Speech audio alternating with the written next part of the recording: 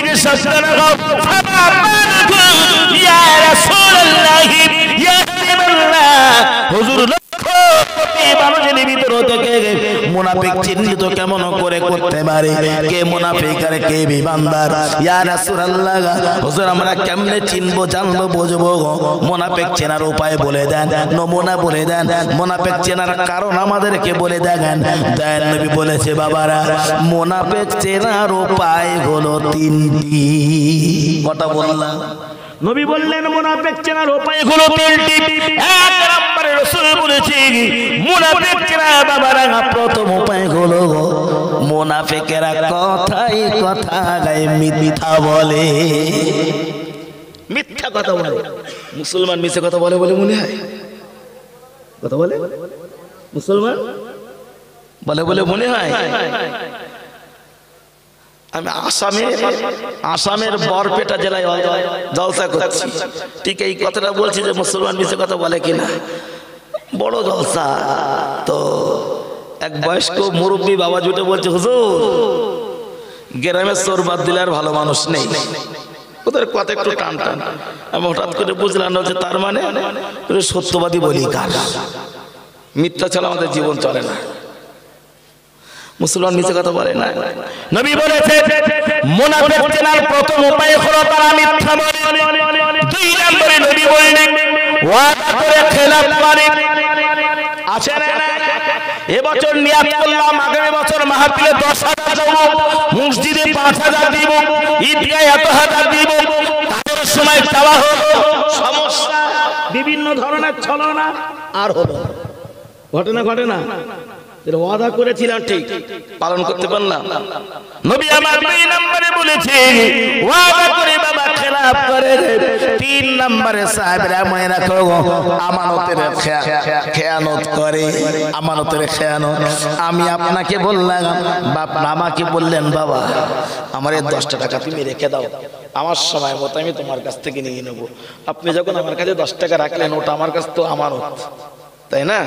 হঠাৎ করে আমার টাকার প্রয়োজন হলো, আমার নিজস্ব টাকা নাই, তখন ভাবলাম চাচার টাকা আছে যখন আমার কাছে, টাকাটা আমি নিয়ে আমার কাজ মিটাই, আমার সমস্যার সমাধান করি, পরে আমার হাতে টাকা আসলে চাচার টাকা চাচার জায়গায় রেখে দেবো।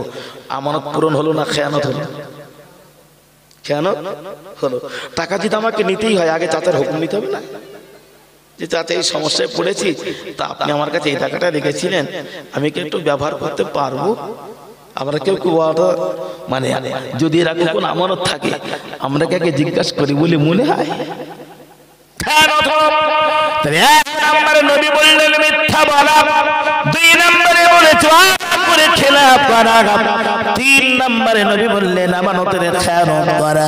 ও বাবা সাহাবীরা, এই 3টি চরিত্র যাদের ভিতরে দেখতে পাওয়া যায় আল্লাহর কাছে তারাই হলো মুনাফিক। মুনাফিক মুনাফিক ঈমানদার মিথ্যাবাদী হয় না, ঈমানদার কখনো আদা করে খেলাফকারী হয় না, ঈমানদার কখনো আমানতের খেয়ানতকারী হয় না। তাই মহান আল্লাহ বলেছেন ইন্নাল মুনাফিকিনা ফিদ দারকিল আসফালি মিনান নার। মুনাফিকদের স্থান হলো জাহান্নাম, জাহান্নাম, জাহান্নাম। মুনাফিকের নামাজ, মুনাফিকের রোজা, মুনাফিকের হজ, মুনাফিকের যাকাত, মুনাফিকের সততা, মুনাফিকের পবিত্রতা আল্লাহর দরবারে কবুল হয় না, পৌঁছায় না, পৌঁছায় না। মুনাফিকের জীবনের কোন সৎকর্ম আল্লাহ পাকের কাছে ততক্ষণ পৌঁছায় না যতক্ষণ মুনাফিকের চরিত্র তার ভিতর থেকে পরিষ্কার না হয়। সাবধান, মুনাফিকের স্বভাব থেকে তুমি তোমার জীবনকে, তোমার ঈমানকে তুমি আগে বাঁচিয়ে নাও। আল্লাহর কাছে যে ওয়াদা করেছিলাম পৃথিবী দেশে আমরা ঠিক রীতিমতো সেই কাজে কথা মতো আমরা তো পূরণ করতে পারলাম না, আমরা তো পালন করতে পারলাম না। উপায় কি? আমার বাঁচার রাস্তাটা কোথায়? তাই আল্লাহ বলেছে বান্দা মনে রাখো, যখন আকাশ ছিল না, জমিন যখন ছিল না, কিছুই যখন নাই, কিছুই যখন না গাই, আমি আল্লাহ বিরাট ফাঁকা জায়গা শুধু রেখেছিলাম পানি আর পানি, পানি আর পানি। আমি আল্লাহ বিরাট ফাঁকা জায়গাকে পানিতে পরিপূর্ণ করেছিলাম, ভরপুর করেছিলাম। আমার জমিনে যে তোমরা আমাকে মানবে, আমার কাছে ওয়াদা করেছো, আমার গুণগান গাইবে, আমার কাছে ওয়াদা করেছো, আমার ইবাদত করবে, আমার কাছে ওয়াদা করেছো। কিন্তু জমিন কোথায় বানাবো? তখন আমার জমিন নাই, আমার আকাশ নাই, কিছুই নাই। আমি আল্লাহ কি করলাম? জমিন বানাবে আমার ইচ্ছা, জমিন বানাতে আমি আল্লাহ চাই। যখন জমিন বানানোর সিদ্ধান্ত আমার ভিতরে তৈরি হয়ে গেল, আমি রব্বুল আলামিন এই বিরাট ফাঁকা জায়গা পানিতে পরিপূর্ণ ভরপুর করলাম। আর পানিতে পানিতে পানিতে পানিতে মারামারি ফাটাফাটি আমি আল্লাহ বাঁধিয়ে দিয়েছি। পানির যখন বিরাট স্রোত চলে বা কোন জায়গায় অধিক পানির ঢেউ যখন শুরু হয়, পানির একটা ঢেউ আর একটা ঢেউয়ের সাথে যখন ফাটাফাটি হয়, পানিতে পানিতে লাগালাগি হলে পরে ওই পানিতে কিছু গ্যাজা হয়। কেউ বলে গ্যাজা, আবার কেউ বা বলে ফেনা। আপনারা কি বলেন আমি জানি না, কি বলেন আপনারা? গ্যাজা ফেনা দুটোই বলা হয়। আমি আল্লাহ পানিতে পানিতে মারামারি করলাম, আর ফাটা পানি বানিয়ে ওই পানি থেকে কিছু পানির গাজা আমি আল্লাহ তৈরি করলাম। পানির গাজা যখন তৈরি হয়ে গেল, ওই গাজার সাথে আমি দয়াময় কিছু মাটি সৃষ্টি করলাম। ওই মাটি কিছু ধুলো বালি দিয়ে আমি আল্লাহ মাটি দিয়ে গাজার সাথে মিক্সচার করলাম, মিক্সচার করে দিলাম। আমি আল্লাহ যখন মাটি আর গাজা মিক্সচার করে দিলাম, মাটি আর শুধু মাটি থাকে না, ওই মাটিটা কাদায় পরিণত হয়ে যায়। আমি আল্লাহ যখন কাদায় পরিণত করেছি, এবার বানাবো আমার জমিন, আমার জমিন আমি আল্লাহ বানাবো। বিরাট জমিন তোমরা দেখতে পাও, এই যে বিশাল জমিনের আমি আল্লাহ সর্বপ্রথম আমার জমিনের যেটাই শুভ সূচনা করেছিলাম, আমার জমিনের শুভ উদ্বোধন আমি আল্লাহ প্রথম যেটাই করেছিলাম, আমার জমির প্রথম যেটাই আমি আল্লাহ সৃষ্টি করেছে, সেই জায়গাতে দাঁড়িয়ে আছে আল্লাহ পাকের পবিত্র কাবা। জোরে বলো, আমার কাবা কোথায় দাঁড়িয়ে আছে? ওই জায়গাতে আমার জমিনের প্রথম শুভ সূচনা আমি আল্লাহ করেছি। আর ওই জায়গাটাই হলো তামাম পৃথিবীর মধ্যস্থল, ওই জায়গাটাই হলো তামাম পৃথিবীর প্রাণ কেন্দ্র। আমার জমিনের যেথায় আমার কাবা দাঁড়িয়ে আছে, ওই জায়গাতে আমার জমিনের শুভ সূচনা করে ওই জমিনের উপরে, ওই মাটির উপরে আমি আল্লাহ এই গোটা দুনিয়ার প্রথম ঘর হিসাবে আমি আল্লাহ কাবাকে বানিয়েছি। জোরে বলো, আমার কাবা বানিয়েছে আমার রহমতের ফেরেশতারা। আমি আমার হুকুমে আমার ফেরেশতারা কাবা বানিয়েছে। যেথায় আমার কাবা দাঁড়িয়ে আছে, ওই জায়গাটাই গুলো জমিনের শুভ সূচনা, ওই জায়গাটাই হলো আমার জমিনের শুভ উদ্বোধন। এবার বান্দা বান্দি মনে রাখো, আমার কাবার ডাইনে, কাবার বামে, সামনে পিছনে, কাবার ডাইনে বামে সামনে পিছনে বিরাট জমিন তোমরা দেখতে পাও।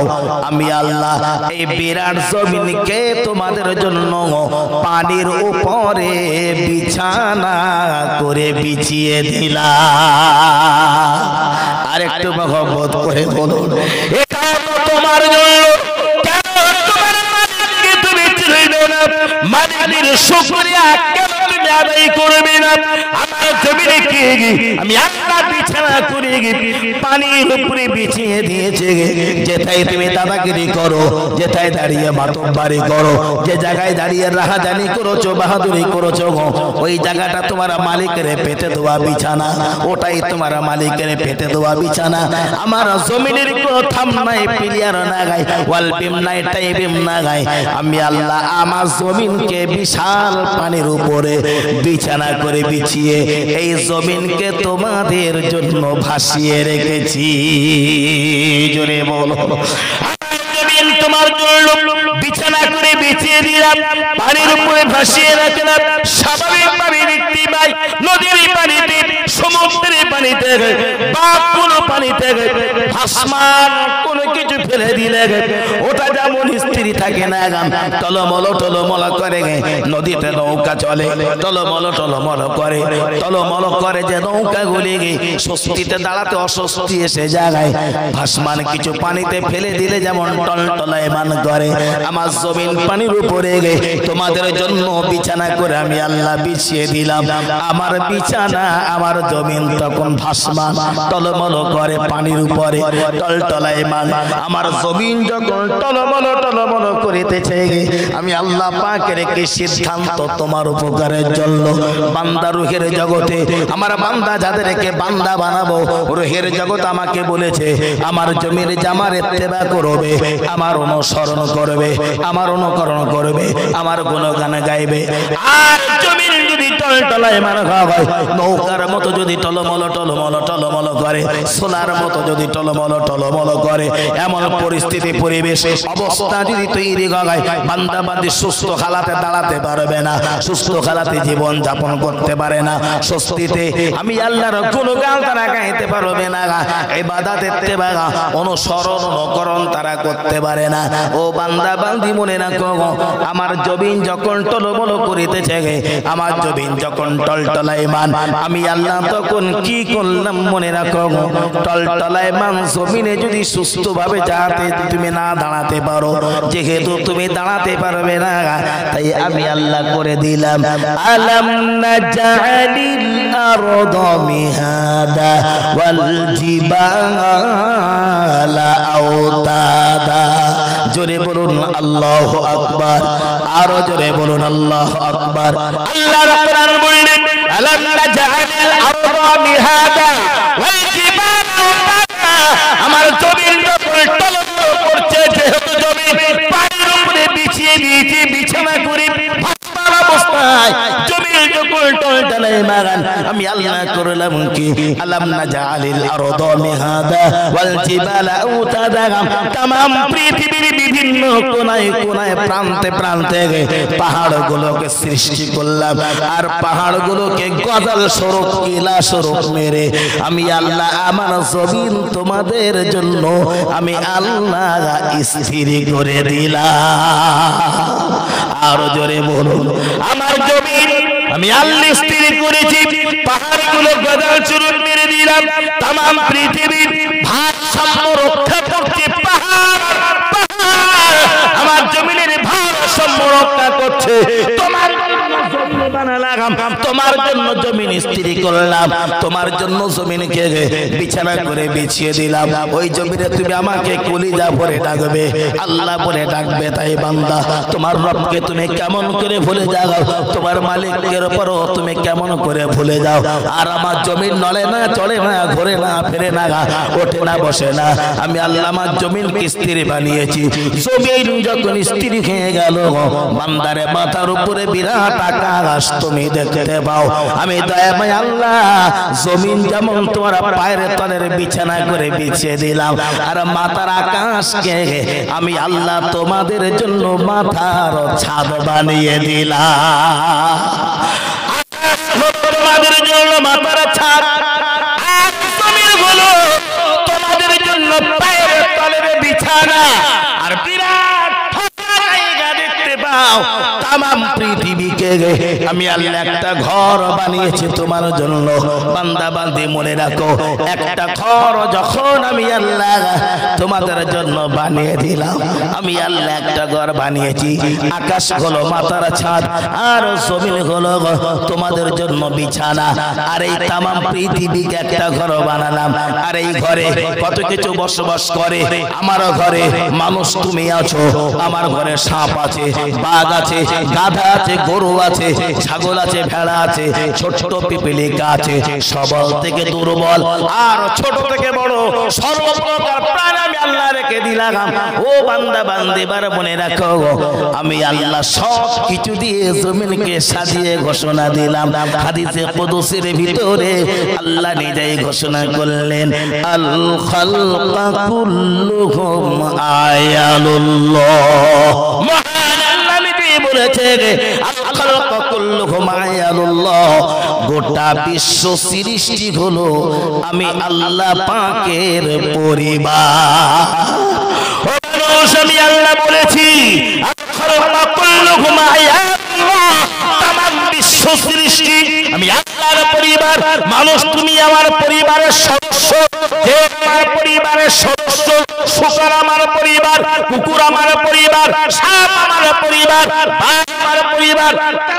পৃথিবীতে যত মখলুক দেখতে পাও, যত প্রাণী দেখতে পাও, এরা সবাই আমার সদস্য, আমার পরিবারের সদস্য। তাই আল্লাহ নিজেই ঘোষণা দিয়েছে আল খালকা কুল্লুহুম আয়ালুল্লাহ, গোটা বিশ্ব সৃষ্টি হলো আমি আল্লাহ পাকের পরিবার।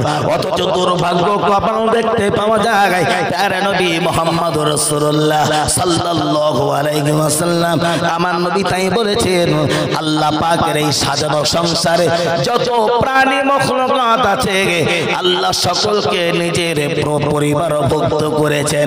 আল্লাহ যেমন সবাইকে নিজের পরিবারভুক্ত করলেন, দুনিয়ার তামাম প্রাণী আমার নবী বলেছেন দুনিয়ার প্রতিটা প্রাণী আমার আল্লাহ পাকের জিকির করে। জোরে বলুন। নবী বলেছেন সাপ আল্লাহর জিকির করে, মাছ আল্লাহর জিকির করে, বাঘ আল্লাহর জিকির করে, গরু গাধা আল্লাহর জিকির করে। নবী বলেছেন শুকর আল্লাহ পাকের জিকির করে, কুকুর আল্লাহর জিকির করে, গাধা গরু আল্লাহর জিকির করে, পিপিলিক আল্লাহর জিকির করে। तमाम পৃথিবীর প্রতিটা প্রাণী প্রতিটা মখলুকাত আল্লাহ পাকের জিকির করে। দুর্ভাগ্য কপাল কোথায় আল্লাহর জিকির করে, জিকির করে না দুনিয়ার একদল মানুষ। আছে না নাই? কুকুর যার খায় তারই গুণগান গায়, ঠিক না? বল জোরে কত বলে? কুত্তা যার খায় তারই গুণগান গায়। ছেলে গোয়ালিয়া গ্রামে কুকুর আছে না নাই? কুকুর সব গ্রামে একটা অর্ধেক পাওয়া যায়। অনেকে ঘরে রেখে দেয়, মানে আদর যত্ন করে রেখে দেয়, ভিতরে না রাখলেও বাইরে রেখে দেয়। এই পৌষ মাস মাঘ মাস এই যে প্রচন্ড ঠান্ডা, এই যে অনেক ঠান্ডা, এই ঠান্ডায় আমি ভালো মন্দ খেলাম, কিন্তু আমি মাছ খেলাম, আমি গোশ খেলাম, আর কুকুরগুলোকে খেতে দিলাম আমার ভাত, আমার বাদ দেওয়া ভাত, মাছের কাঁটা আর গোশতের হাড়। দেই না? দিই না?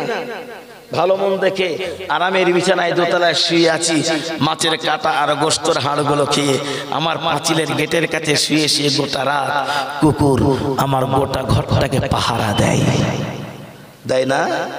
রাত 2টো বাজে, 2:30টা বাজে, হঠাৎ করে আপনি ঘরে আরামের বিছানায় লেপের ভিতরে ঘুমিয়ে আছেন দোতলার উপরে, রাত 2টো 2:30টার ভিতরে পাঁচিলের বাইরে গেটের কাছে হঠাৎ করে কে একজন এসে হাজির। যেই গেটের কাছে দাঁড়িয়েছে, কুকুর কি আর শান্ত থাকবে বলে মনে হয়? না, ডাকাডাকি করবে না? শুধু ডাকাডাকি নয়, এত ছটছট করবে, মানে ওর ছটছটানি দেখলে মনে হবে যে যদি একবার ওর সুযোগ পায় তোকে ছিঁড়ে ফেলে দেবে। মানে মূলত কুকুরের ভাষায় কুকুর তার মনিবকে জাগিয়ে দেবে, তাই না? জাগিয়ে দিবে মানে নিশ্চয়ই আমার মনিবের কোন দুশ্মন শত্রু এসেছে, আমার দায়িত্ব, মনিব আমাকে খাবিয়েছে, তার গুণগান গাওয়ার দায়িত্ব আমার। কি ব্যাপার? আপনি ভাবছেন হঠাৎ করে এই রাত 2টোর সময় এত রাত করে কুকুর ডাকাডাকি করে কেন? আপনি ঘরের দোতলার উপর থেকে জানালা খুলে অন্ধকারের ভিতর থেকে ভালো করে ফলো করলেন, গেটের কাছে কে একজন দাঁড়িয়ে আছে। কোন চোর ডাকাত, কোন দুশ্মন, কোন শত্রু আসলো নাকি? তাই কুকুর ডাকাডাকি করছে। আপনি ঘর থেকে আস্তে আস্তে বাইরে হলেন, নিচে নামলেন, গুটি গুটি গুটি গুটি গুটি গুটি কদমে কদমে আস্তে আস্তে বার হয়ে একদম পাঁচিলের গা দিয়ে দিয়ে গেটের কাছে পৌঁছে গিয়েছেন। আর এই গেটের কাছে যাওয়া হলো, যে দেখা গেল পাঁচিলের বাইরে যে দাঁড়িয়ে আছে সে আমার একজন বন্ধু, তার নাম আব্দুল করিম। আরে আব্দুল করিম, এত রাত্রে? ভাই বড় বিপদে পড়েছি, তাই ছুটে তোমার কাছে এলাম। আয় আয় আয়, শিগগির ভিতরে বলেই পাঁচিলের গেটের তালা খুলে দিল। কুকুরের মনিব আব্দুল করিমকে যেই ভিতরে তালা খুলে গেট খুলে যেই ভিতরে ডেকে নিবে, কুকুর আর ডাকবে বলে মনে হয়? কথা বলে? কেন ডাকবে না? কেন? কুকুর ডাকাডাকি করছে, আয় আয় আব্দুল করিম, শিগগির ভিতরে কি হয়েছে বল বল। শুধু একবার ধমক দিয়ে দিলেন। যে কুকুর এতক্ষণ ডাকাডাকি করলো, মনিব যখন আদর করে তাকে ভিতরে ডেকে নিল, আর ডাকলো না, শিখিয়ে দিয়েছে শিখিয়ে দিয়েছে কে? শিখিয়ে দিয়েছে কে? এটা আমরা তো কখনো ভাবি না। কুকুর এতক্ষণ ভেবেছিল, কুকুর এতক্ষণ ভেবেছিল আমার, কুকুর এতক্ষণ ভেবেছিল আমার মনিবের শত্রু হবে, কিন্তু মনিব যখন আদর করে ভেতরে ঢেকে নিয়েছে, ওটা শত্রু নয়, ওটা আমার মনিবের বন্ধু, ওটা আমার মনিবের বন্ধু ভেবে নিয়েছে। যাকে দেখে কুকুর ডাকাডাকি করছিল, কুকুর আবার তার নিজের লেজ নাড়া দিয়ে দিয়ে একটু ওর কাছ থেকে আদর পাওয়ার চেষ্টা করে। এই চরিত্র কুকুর আছে না? আছে। কুকুর মনিব চেনে, কুকুর মনিবের বন্ধু চেনে, কুকুর মনিবের শত্রু চেনে। দুর্ভাগ্য কপাল, লাকাদ খালাকনাল ইনসানা ফি আহসানি তাকওয়িম, আশরাফুল মাখলুকাত, সৃষ্টির শ্রেষ্ঠ জাতি হলো মানুষ। কুত্তায় মনিব চেনে, মনিবের বন্ধু শত্রু সবাই চেনে। মানুষ হয়ে মানুষ তার আপন মালিককে চিনতে পারে না, যেটা চিনেছে কুকুর। তাই আল্লাহ বললেন, ومن أعرض عن ذكري فإن له معيشة ضنكا ونحشره يوم القيامة أعمى قال رب لما حشرتني أعمى وقد كنت بصيرا قال كذلك أتتك آياتنا فنسيتها وكذلك اليوم تنسى। কি পবিত্র কোরআন! কোন কথা নেই আল্লাহর কোরআনে? যেদিকেই যাই সেদিকেই আছে আল্লাহর কোরআন, যেদিকেই যাই সেদিকে আছে আল্লাহর কোরআন। কুকুর আল্লাহর জিকির করে, শুকর আল্লাহর জিকির করে, গাধা গরু ছাগল বাঘ ভেড়া উট ইত্যাদি ইত্যাদি সব প্রাণী আল্লাহ পাকের জিকির করে। আমার আল্লাহ জিকির করে না দুনিয়া একদল মানুষ। বলছিলাম না একটু আগে, দেখুন কি সুন্দর কোরআনের কথা। আল্লাহর দয়া দেখুন, আল্লাহ নিজেই বলছে, আমি কি তোমার উপর রহম করলাম না? আমি আল্লাহ কি তোমার জন্য উপযুক্ত নই? ওয়ামান আরাদা আন যিকরি, আমরা তো রূহের জগতে আল্লাহকে ডাকবো বলেছিলাম, জিকির করব বলেছিলাম, আগে বলেছিলাম। তাই আল্লাহ বললেন ওয়ামান আরাদা আন যিকরি, দুনিয়ার মানুষ মনে রাখো, আমি আল্লাহ এবারে ঘোষণা দিয়ে দিলাম, ওয়ামান আরাদা আন যিকরি, আমার জিকির থেকে যারা মাহরুম হয়ে যায়, আমি আল্লাহর থেকে যারা দূরত্ব হয়ে যায়, পৃথক হয়ে যায়, আলাদা হয়ে যায়, আমার জিকির যার ভিতরে না গায়, আমি আল্লাহ তাদের জন্য বলে দিলাম ওয়ামান আরাদা আন যিকরি ফা ইন্না লাহু মাঈশাতান দানকা, আমি আল্লাহ পৃথিবীতে তাদের কম রুজি করেছি, তাই বলে আমি আল্লাহ কাউকে বেরুজি করি না। আল্লাহ কাউকে বেরুজি করেছে না? আমি হয়তো কম রুজি করলাম, কাউকে আমি আল্লাহ বেরুজি করিনি, এটা আমার ওয়াদা। আমার নবীকে কে খাওয়াতেন? আমার রাসূলকে যিনি খাওয়াতেন তিনি কে? জোরে সবাই বলে, কত বলে? আমার নবীকে আল্লাহ খাওয়াতেন। নবীকে যদি আল্লাহ খাওয়ায়, নবী তো আল্লাহর বন্ধু, তাই না? আবু জেহেল, নবী যদি আল্লাহর বন্ধু হয়, আবু জেহেল কি হবে? শত্রু। তাই নবীকে খাবিয়েছে আল্লাহ, আবু জেহেলকে কে খাবিয়েছে? সেই আল্লাহ। মুসাকে খাবিয়েছে আল্লাহ, ফেরাউনকে খাবিয়েছে সেই আল্লাহ। নমরুদ ইব্রাহিমকে খাবিয়েছে আল্লাহ, নমরুদকে খাবিয়েছে আবার সেই আল্লাহ, তাই না? ফাইন্না লাকুম মাঈশাতান দানকা, পৃথিবীতে তোমাদের তহবিল করেছি, তাই আমি আল্লাহ কাউকে বেরোজি করি না, গাই বেরোজি করি নাই। এখনো তোমার মালিককে তুমি চিনলে না। তবে বান্দা বান্দি বলে না গো, দুনিয়াতে যখন তুমি আমার হলে না, কিয়ামতের দিন আমি আল্লাহ তোমারও হব না। দুনিয়াতে তুমি আমার হলে না, কিয়ামতের বিচার দিবসে আমি আল্লাহ তোমার হব না। আমার জিকির থেকে যারা দূরত্ব হয়েছে, মাহরুম হয়েছে, আমি আল্লাহ দুনিয়াতে হয়তো তাদের কম রুজি করেছি, আমি আল্লাহ কাউকে বেরুজি করি নাই। তবে মনে রাখো বান্দা বান্দেগি, ওয়া নাহশুরুহু ইয়াউমাল কিয়ামাতি আ'মা, কিয়ামতের কঠিন দিনে এই সমস্ত পাপীগুলোকে, এই সমস্ত আল্লাহ ভোলাগুলোকে আমি আল্লাহ কিয়ামতের দিনে এদের চোখ দুটি বন্ধ করে দিব, কানা করে দিব, এদের জবানগুলো বোবা করব।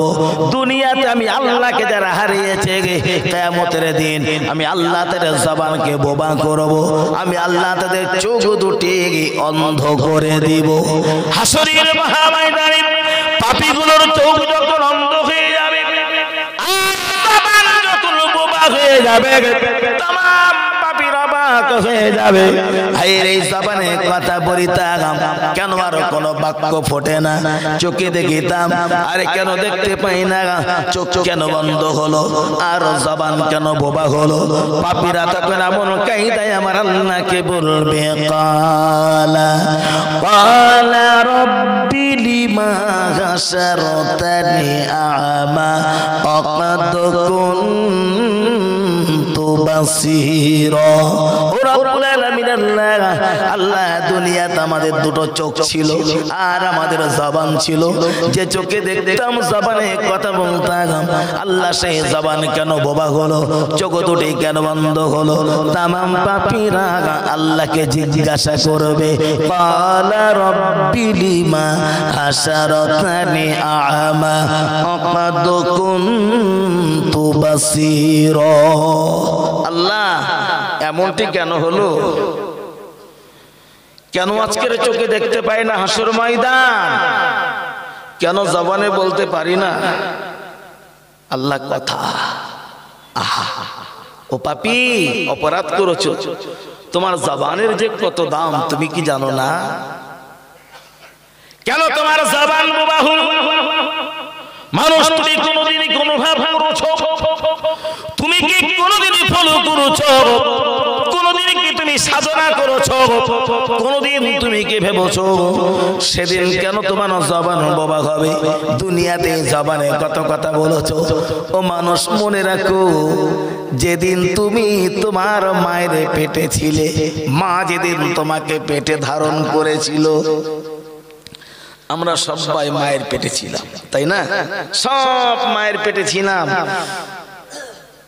প্রত্যেকটা মা, প্রতিটা মা, শিয়ানা নারী, শিয়ানা বোন, এরা প্রতি মাসে মাসে একবার করে নাপাক হয়, অপবিত্র হয়। তার শরীর থেকে, দেহ থেকে এক প্রকার নাপাকি রক্ত প্রবাহিত হয়, হয় না? হয় না? যেদিন তুমি তোমার মায়ের পেটে ছিলে, মা যেদিন তোমাকে পেটে ধারণ করেছিল, আমি আল্লাহ সেই দিন থেকে তোমার মায়ের দেহ থেকে যে নাপাকি রক্ত প্রবাহিত হতো, তোমার মায়ের সেই নাপাকি রক্ত প্রবাহিত হওয়া আমি আল্লাহ বন্ধ করেছিলাম। ও মানুষ, তুমি কোনোদিন ভাবলে না? আর কলিজা পুরে কেন এখন আমাকে তুমি ডাকলে না? তোমার মায়ের শরীর থেকে যে নাপাকি রক্ত প্রবাহিত হতো, মা যেদিন তোমাকে পেটে ধারণ করেছে, ওই রক্ত আমি আল্লাহ বন্ধ করলাম। তোমার মাকে যেমন আমি আল্লাহ দুনিয়াতে খাইয়েছি, তোমার মায়ের পেটের ভিতরেও আমি আল্লাহ রীতিমতো তোমার রুজি জুগিয়েছি। আমার কোরআন খুলে তুমি দেখে নাও, যদি আমার কোরআনের উপরে তোমার বিশ্বাস থাকে, আমার কোরআনের উপরে যদি তোমার ঈমান থাকে, আমার কোরআনকে জিজ্ঞাসা করবে, আমার মধুমাখা বাণী তোমার জীবনের প্রতিটি প্রশ্নের জবাব তোমায় দিয়ে দেবে। কিভাবে তোমার মায়ের পেটে আমি তোমাকে আমি আল্লাহ খাইয়েছিলাম, মায়ের দিকে সেই নাপাকি রক্ত প্রবাহিত হওয়া আমি আল্লাহ সেই দিন থেকে বার হওয়া বন্ধ করে দিলাম। আর বন্ধ করে দিয়ে দেওয়া হয় তোমার মায়ের নাড়ির সাথে আমি আল্লাহ তোমার নাড়িকে জড়িয়ে দিয়েছিলাম। সব মিশ্রণ আমি আল্লাহ করেছি। মায়ের নারীর সাথে তোমার নারীর মিলন ঘটিয়ে দিয়ে মায়ের দেহের সেই নাপাকি রক্ত আমি আল্লাহ ওই নারীর ভিতর দিয়ে তোমার পেটে আমি আল্লাহ প্রবাহিত করেছি। ওই নারীর ভিতর দিয়ে দিয়ে রক্তের দ্বারা আমি আল্লাহ তোমার মায়ের পেটের ভিতরে তোমারও খাবার জুগিয়েছি। সুবহানাল্লাহ হয় না? আর একটু মহব্বত করে বলো, তোমার মায়ের নারীর সাথে তোমার নারীর সংমিশ্রণ ঘটালাম, যে রক্তটা বারগত নাপাকি রক্ত ওই নারী দিয়ে সঞ্চালন করা হয়, ওই নারীর ভিতর দিয়ে তোমার পেটের খাবার আমি আল্লাহ জুগিয়ে দিতাম। আর তিলে তিলে তিলে তিলে মায়ের পেটে আমি আল্লাহ তোমাকে বড় করলাম। ও বান্দে বা তুমি বলো, তুমি বলো, তুমি বলো, আমি আল্লাহ যদি চাইতাম আমি কে পারিতাম না তোমার মায়ের রক্তটা নারী মারফত তোমার দেখে সঞ্চালন না করে আমি আল্লাহ কি পারতাম না ওই নাপাকি রক্ত তোমার জবান গাল দিয়ে খাওয়াতে? আমার আল্লাহ পারতো না? পারতো না? কত বলেন? আমি নারী দিয়ে না খাবি, আমি তো পারতাম সরাসরি তোমার জবান তোমার গাল দিয়ে খাওয়াতে। কেন খাওয়ালাম না? দেহের রক্ত নাপাক, ওই রক্তটা সঞ্চালন হলো তোমার দেহে আরেকটা নারীর ভিতরে দিয়ে আমি আল্লাহ পারিতাম, খুবই পারিতাম নারী পাপনা দিয়ে নাপাকে রক্তটা তোমার জবান দিয়ে খামাতে, তোমার জবানে লাগাতে। বান্দা বান্দি রেগে যেহেতু রক্ত নাপাক, ওই নাপাক রক্ত তোমার জবানে মায়ের পেটের ভিতরেও তোমার জবানে লাগাইলাম না। কেননা আমি আল্লাহ তোমার জবান দেব, জবানে কথা বলবে। আমি আল্লাহ তোমার জবানকে পবিত্র রেখে দিলাম নাপাক রক্ত না লাগিয়ে। যেহেতু পৃথিবীতে সে ওই জবানে তুমি আমাকে কলিজা ভরে আল্লাহ বলে ডাকবে। তুমি কেন ভাবো না যে জবান দিয়ে তুমি আমাকে স্রষ্টা বলে মানবে, আমাকে রব বলে তুমি স্বীকার করবে? তাই তোমার জবানকে আমি আল্লাহ পবিত্র রাখলাম। মায়ের দেখেন নাপাক রক্ত তোমার জবান আমি আল্লাহ লাগাই নাই, তোমার জবানকে বড় পবিত্র করলাম। আমি আল্লাহ তোমার জবান পবিত্র করে দিয়েছি, এটা তোমার কাছে ভালো লাগলো না, তাই তোমার জবানকে নাপাক করার জন্য মিথ্যা কথা বলো। ওই জবান দিয়ে তুমি মদ গ্রহণ করো, ওই জবান দিয়ে তুমি সুদ খাও, ওই জবান দিয়ে তুমি কত হারাম খেয়েছো। তোমার মালিক তোমার জবানকে পবিত্র করলো আর জবানটাকে তুমি নোংরা বানালে। বান্দা তুমি কি কোনোদিন ভেবেছো ওই নাপাকি জবানের আল্লাহ বলাটা কখনো আমার আল্লাহর কাছে পৌঁছাই কিনা? আমি আল্লাহর কাছে পৌঁছাই কিনা? সোনার নবী মুহাম্মদুর রাসূলুল্লাহ সাল্লাল্লাহু আলাইহি ওয়াসাল্লাম নবী আমার মদিনার মসজিদে নববীতে বসে আছেন। সাহাবায়ে কেরাম রাদিয়াল্লাহু তাআলা আলাইহিম আজমাইন হুজুররা বসে আছে। আর আমার নবীকে সাহাবীরা জিজ্ঞাসা করলেন, ইয়া রাসূলুল্লাহ, ইয়া হাবিবাল্লাহ, হুজুর আপনার কাছে একটা কথা জানতে চাই। বাবারা কি জানতে চাও বলো না? সাহাবীরা বললেন, হুজুর দুনিয়ার কত মানুষের জন্য মালিকের দরবারে দোয়া চাই। দুনিয়ার জীবিতরা মৃত ব্যক্তিদের জন্য দোয়া চাই। হুজুর জানতে চাই এই জীবিত মানুষগুলোর দোয়া কি মরা মানুষের জন্য আল্লাহর কাছে কবুল হয়? সবাই তো দোয়া চায়, হুজুর সবার দোয়া আল্লাহর দরবারে পৌঁছায়। প্রথমে এক নম্বরে নবী বলেছেন, বাবা সাহাবীরা আল্লাহ পাকের কাছে মরা মানুষের জন্য দোয়া চাইলে ওই দোয়াটাই আল্লাহর দরবারে কবুল হয়ে যায়। জোরে বলুন সুবহানাল্লাহ। নবী প্রথমে বলেছেন মরা মানুষের জন্য দোয়া চাইলে বাবা আল্লাহ পাকের দরবারে কবুল হয়, তবে কবুল হওয়ার পিছনে শর্ত আছে। সত্যটা কি আমরা ভারতবাসী জানি। যদি আমাকে ভোট দিতে হয়, ভোট দিতে গেলে আমার আই কার্ড ওখানে তো লাগাতে হবে, ওটা তো আমি ভারতীয় নাগরিক কিনা প্রমাণ আমাকে দেখাতে হবে। রেশনের মাল আনতে যাব, রেশন কার্ড সত্য ওটা আমাকে দিতে হবে। সৌদিতে আমি হজ করতে যাব, আমাকে সরকারকে পাসপোর্ট শো করতে হবে, আমাকে দেখতে দেখাতে হবে। এক গন্তব্য থেকে আর একটা গন্তব্যে পৌঁছাতে গেলে ওখানে যেমন সত্য লাগাতে হয়, কবুল হতে গেলে আল্লাহ দরবারে তোমার দোয়া কবুল হওয়ার পেছনে সত্য আছে। সত্য ছাড়া দুনিয়ার কোন মানুষের দোয়া আল্লাহ দরবারে পৌঁছায় না। নবী সাহাবীরা জিজ্ঞাসা করলেন, ইয়া রাসূলুল্লাহ, ইয়া হাবিবাল্লাহ, দোয়া কবুল হওয়ার পেছনে সত্যগুলো একটু আমাকে বলুন, আমাদেরকে বলুন। এক নম্বরে নবী বললেন, ও বাবা সাহাবীরা, আল্লাহ পাকের দরবারে দোয়া কবুল হওয়ার প্রথম সত্য হলো যিনি দোয়া করবে ওই দোয়া করা ব্যক্তিগুলোকে হতে হবে খাঁটি মুমিন ঈমানদার, খাঁটি নামাজি ঈমানদার। যিনি দোয়া করবে তাকে হতে হবে খাঁটি নামাজি বান্দার। দুই নম্বরে নবী বলেছেন, বাবারা, যার জন্য দোয়া করা হবে তাকেও হতে হবে খাঁটি নামাজি ঈমানদার। ঈমানদার যদি ঈমানদারের জন্য দোয়া চায়, নামাজি যদি নামাজের জন্য দোয়া চায়, ওই দোয়াটা আল্লাহর দরবারে কবুল হয়। ইন্নামাল মুমিনুনা ইখওয়া, একজন মুমিন আর একজন মুমিনের ভাই, মুমিন মুমিনের জন্য দোয়া চাইলেই ওই দোয়াটা কবুল হয়। তিন নম্বরে নবী বলেছেন, ও সাহাবীরা, আল্লাহর দরবারে দুনিয়ার ওই মানুষগুলির দোয়া আল্লাহ দরবারে কবুল হয়। হুজুর তারা কারা কারা? আমার নবী বলেছেন, যাদের জবানে জিন্দেগিতে কোনোদিন তার টোটাল লাইফে যাদের জিহবা, যাদের জবান দুনিয়ার এক যাররা এতটুকু পরিমাণ হারাম মাল ভক্ষণ করে নাই, যদি তোমার জবানকে দুনিয়ার तमाम সর্বপ্রকার হারাম খাদ্য থেকে তুমি তোমার জবান, তোমার জিহ্বাকে তুমি যদি হেফাজত করিতে পারো, হারাম মুক্ত জবান যদি বানাতে পারো, ওই জবানে আল্লাহকে ডাকতে দেরি হলো তোমার ডাক আল্লাহর দরবারে কবুল হতে দেরি হয় না। ও মানুষ, তোমার দোয়া